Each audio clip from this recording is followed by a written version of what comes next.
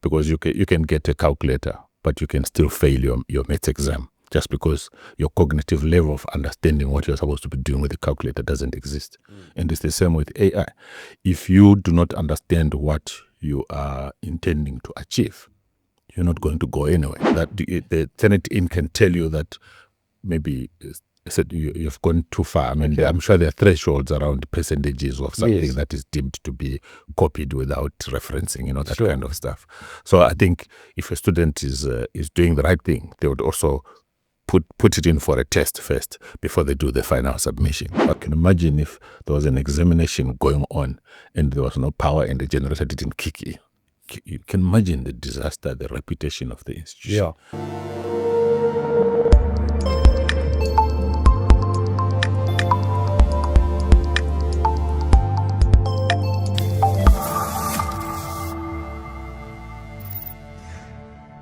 Hello, I'm Matthew Burbidge, and I am here today in the studio with Dr. Stanley Mpofu.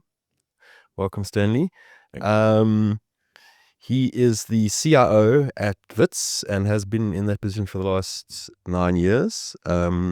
Before that, he did 15 years at Eskom in Group IT, and before that, 8 years at Transnet. And obviously, the big thing this year has been the kind of rise of AI. This year and last year. And I thought it'd be good to have you on to talk about what Wits is doing in this regard with AI. So, I mean, first of all, do you think that the use of technology differentiates between universities at the moment? I mean, or if I'm a student at UCT or Stellenbosch or Wits, am I going to be getting the same kind of technology at each university, or the kind of student-facing technology, or is it more or much of a muchness? If you look at the use of technology, one has to be considerate of the fact that in order to use technology, you must have access.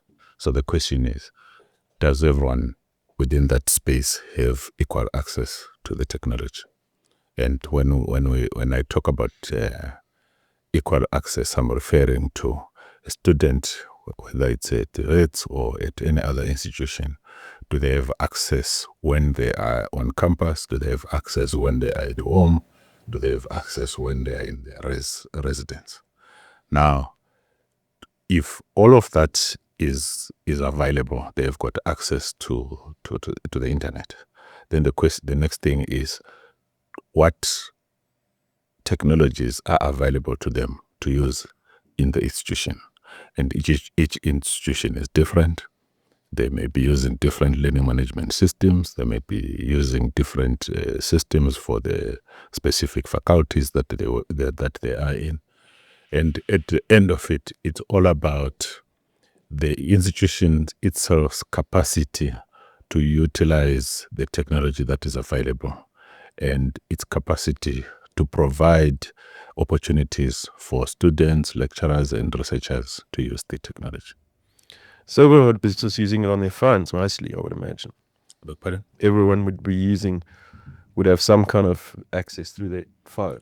Yes, mostly if you look at, if I talk about Wits, the institution has created a mobility environment where students can use their phones, students can use their iPads, tablets, laptops, and that is meant to create the kind of seamless access, seamless approvals of things, so that we do not cause delays and also reduce a lot of printing that previously was in place. Sure. So, with regards to AI, I mean, does Wits have a policy? Currently, no. Okay.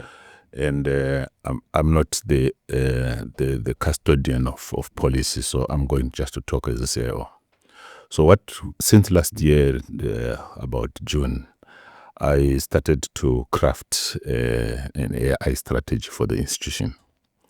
But obviously that takes into account consultation with the relevant academics, the relevant structures in the institution in terms of approvals, and making sure that by the time it goes into governance structures, you have shown enough consultation. And what that means is the consultation is meant to assist both in terms of making sure that what one is putting in place as a strategy also is aligned to the policy. And as you are aware, AI is something that is new, and policies were written a few or many years ago, I would say. So one now needs to look at putting a frame. It's the purpose of putting that strategy, which eventually we defined it as a framework, is to allow a scenario where if you want to do something, you need to go and test against policy. And if the policy is not in sync with the modern trends like use of AI, then it means the entire university now needs to look at the current policies that they have, or what is it that AI is bringing on board that requires changes to some certain policies, or even writing new policies. If you think of if you were a prof and you decide on your own that you are going to purchase an AI tool and you want to use that tool for marking or setting or even setting your exams using some tools that are available, there will be quite some serious chaos that will happen there, because there will be issues around policy that you are going to encounter. There will be issues around ethics that you are going to encounter. So the framework that I did was meant to assist, and I worked, by the way, with the ethics team as well as the academic director, so that when you write this, when this framework gets approved, it is looking after the interests of the university on the bigger scale of things, but also allowing the flexibility. Because if you think of it, if there was no framework, you are going to get students will use AI, by the way, whether the university likes it or not. Sure. That's going to happen, or it's happening actually. But putting the framework helps the university in terms of giving guidance, but allowing the flexibility, but with a little bit of control, for example, on many tools that are out there on AI, and trying to create an environment where you also give guidance to say these are the tools that are a little bit sustainable. Everyone can go and create their own little thing out there and maybe give it for free, and people will be enticed to use it. But it could also be an opportunity for hackers to come in through that. So the framework is literally meant to assist that. So eventually, the institution must come up with a policy, and they have to be serious discussions and considerations of what are the current policies. If AI is as AI is now here and it's not going to go anywhere, what are the new policies that the institution has to put in place to guide teaching, research, and the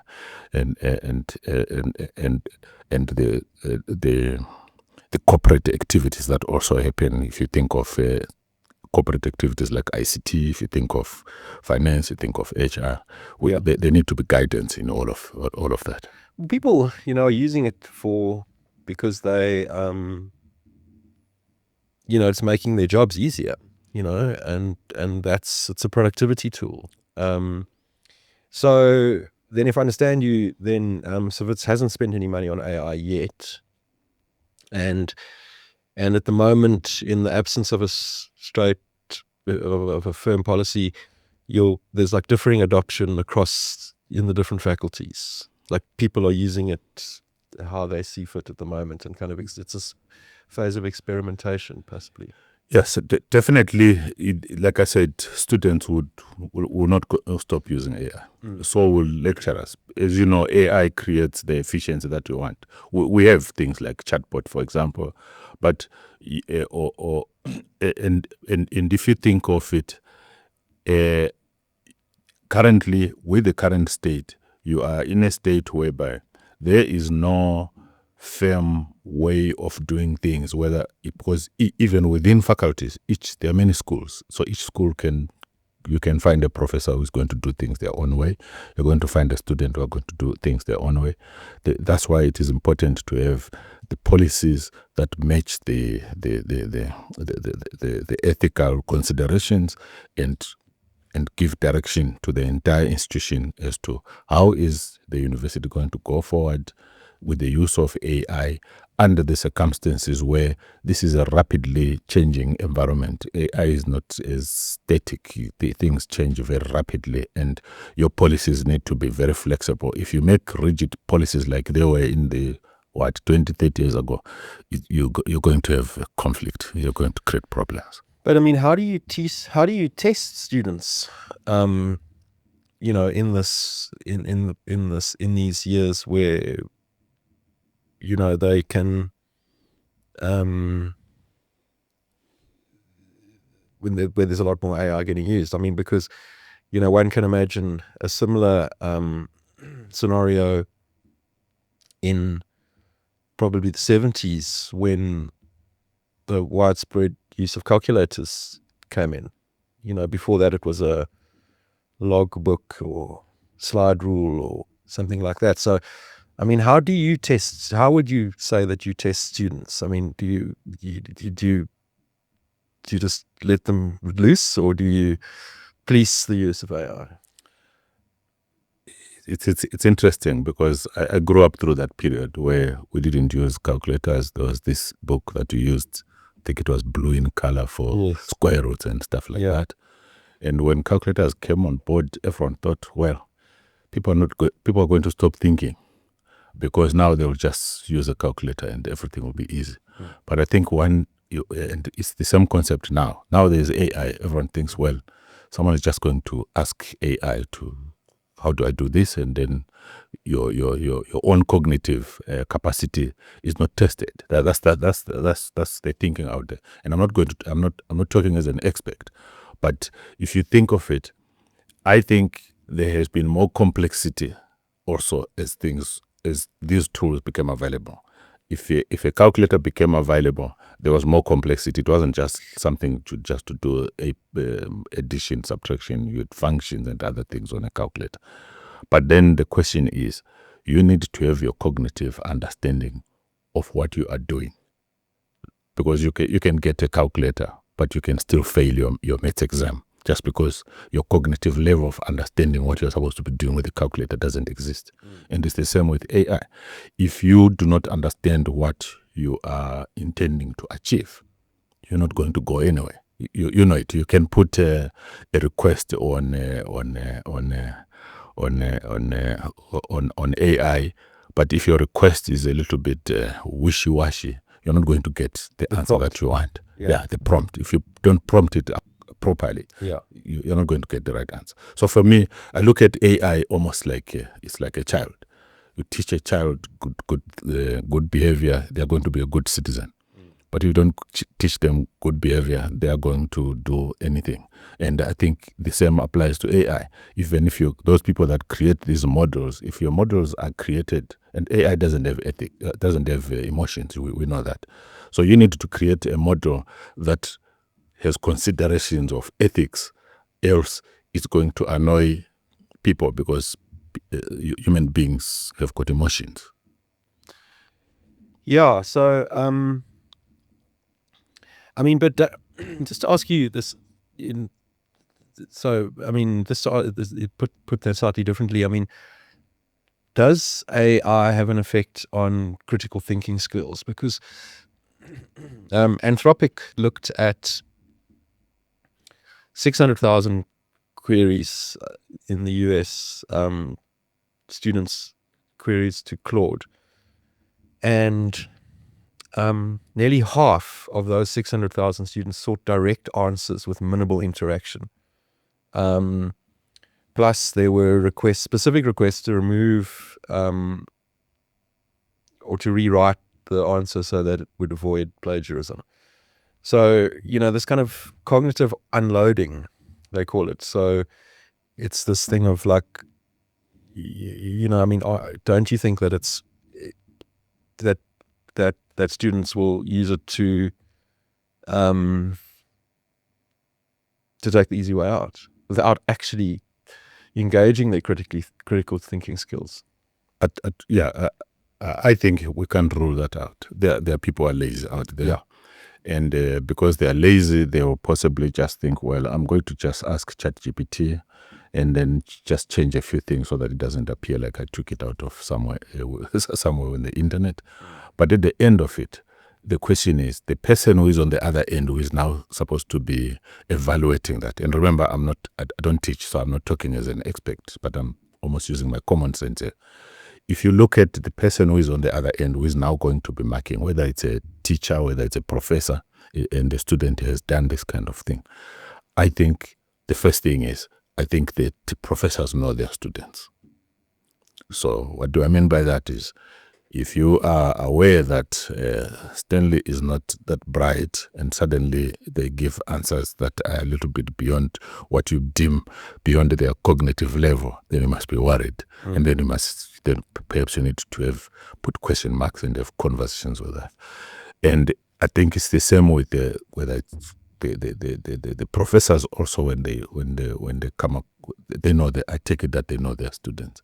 And because of that, for me, it's not about just the student having done something because they are lazy, but it's the question of the person who is now marking, because I'm expecting that the prof is also capacitated to tell that this cannot be something that comes from the theories that they have or that they know, or the content that they know, because the professor is supposed to have the knowledge of the content that they can judge quickly that this is something that was fetched out of the internet. And I'm sure all of us, we can exercise that depending on the people that we know. But obviously, I think it requires perhaps further research to establish whether scientifically it is a fact that people will lose their cognitive use just because there is now a presence of AI, just in as much as it was thought about at the time when a calculator was introduced, that people thought, well, people are now going to be lazy, they'll just punch in and get answers. But for me, it's the content. Do you know what the content is that you're dealing with, more than just... I suppose the thing about AI is that it can like, sweet Gen AI, it can like string together, sentences into more or less meaningful paragraphs, instead of just like a single answer. I mean, it's a single answer, but it's composed of thousands of words. Or, I suppose it would help people writing though. I hear some students struggle with writing, so it might in fact help them in that way to get their ideas across, whereas they wouldn't have had that before. And I mean, so has Wits got a plagiarism tool that you're using, or? Yes, Turnitin. Turnitin. Yes. Okay. Yeah. It has been there for a while. Okay. So that's being paid, but that's in one of your line items. Okay. Correct. Okay. I mean, do you know what happens if has any student been caught like that? Or? To be frank, because I don't teach, I'm not in that space. Sure. But one would want to believe that there could be incidents of that nature. I can't rule that out, but sure. I mean, I'm not the expert in that space. But I think when one is using Turnitin, it's not just because I've seen people use it. It's not just a case of you submit your assignment and that's it. You can actually use Turnitin as a student to test that the Turnitin can tell you that maybe you've gone too far. I mean, I'm sure there are thresholds around percentages of something that is deemed to be copied without referencing, that sure. kind of stuff. So I think if a student is doing the right thing, they would also put it in for a test first before they do the final submission. Otherwise, it will be fruitless to use to simply write and then just dump it as a submission, because there is a provision for them to do that. But obviously, because I'm not in that space in terms of teaching, sure. you can't rule out that those things happen. I mean, where there are human beings, there is always someone who's going to do this kind of thing. And maybe they are lazy, they wrote this thing last minute, they don't have time to send it, to turn it in, to validate the level or percentage of plagiarism that is tolerated by the university, and then they just dump this thing and submit it, and then this is what is going to happen. They'll be found to have copied without referencing. Yeah. So, what are you using AWS for? Sorry? What are you using AWS for at Wits? AWS, that is where we are hosting our learning management system. Okay. We call it, it's Canvas. It's a US-based system. We codenamed it Ulwazi at Wits. And then is that the only thing you're using AWS for?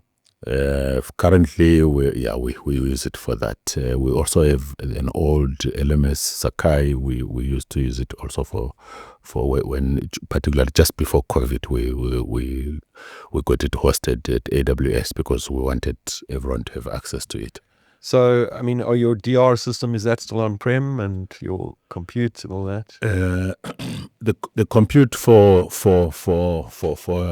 researchers, yes, it's on-prem, but for if you look at DR, what we did, we ran a BIRA maybe 5 years ago, business risk impact analysis, to figure out what are the critical systems and so forth. And then we made sure that those that were critical, we put it on the cloud. The reason was so that your DR is covered, your security is covered, your access is covered. So that's also in AWS. Yeah. So no, not all of them. We have got O365 on Azure, which is Microsoft. We've got Oracle on OCI. So literally we have three currently. So we have a hybrid model of hosting on cloud. So you still have a server room at Wits? We still have a data center with a server room, yes. Okay. Yeah.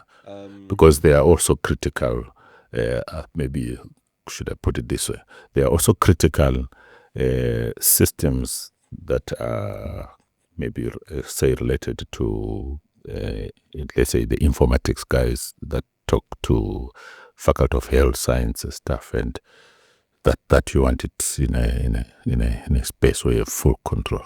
Okay. Yeah. Okay. I mean, the reason for me asking all this is that, or just about your infrastructure, is that, you know, if one did buy some kind of tool in the future, you know, some kind of enterprise version of a Gen I product such as Claude or Gemini or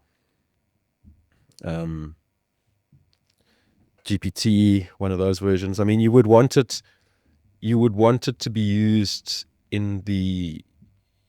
within your environment. You wouldn't want it to be used just the open internet free version. I think it depends on the security features that come with it, and also how that or the model of that provision of that tool. Because some tools are just you have to get it through the cloud environment, and if it is in that nature, then the question becomes, how secure is it? And if it is secure, there is a secure pipe between yourself and that environment, then you don't need to be bothered about having to clog your old data center environment. Because one of the strategies that we put across at Wits is to go cloud. In other words, you have to do, if it can't be on cloud, then you must explain why it can't be on cloud. Sure. Because there are other challenges. There are other drivers, by the way, of putting stuff on cloud. It's things like outages, things like access. Because when there's an outage and you're in your environment and there's no power, you're going to have a challenge. And these are the kind of things that you want to be somewhere, give it to somebody else, pay for the service, and then you do not bother. I've never bothered about access to the LMS since I put my stuff on cloud. But I can tell you it was a perennial, almost a weekly problem when it was on premise. Yeah. No, I mean, it's funny that people, you know, they'll outsource everything or what they don't outsource is it can quickly become a bit of a headache. Just leave it to the people whose actual job that is. Yes, you see, it's you look at it from what is my core competence.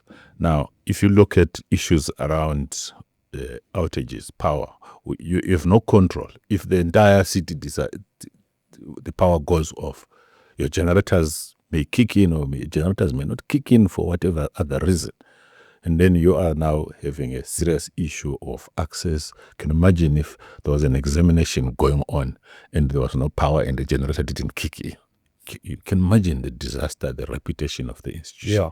So these things they've got drivers that look at risk. They've got drivers that look at reputation, drivers that look at, am I going to perpetuate maintaining a data center and having to buy hardware every 5 years versus the cost of, obviously you do a cost-benefit analysis, versus the cost of, I give this to someone else. You become responsible.